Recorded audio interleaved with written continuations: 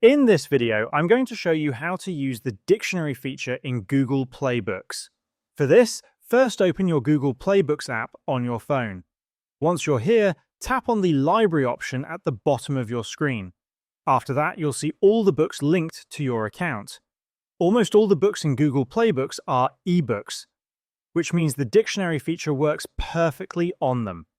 However, keep in mind that if you've uploaded any PDFs of your own, this feature will not work on those, and it only functions with ebooks.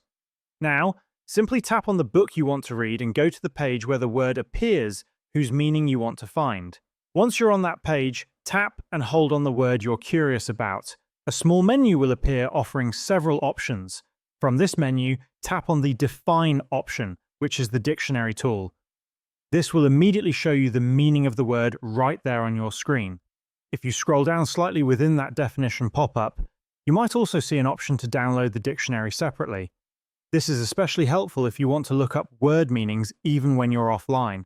Simply tap on Download, wait for it to finish, and your phone will store the dictionary locally. And that's how you can use the built-in dictionary in Google Playbooks to understand words and improve your reading.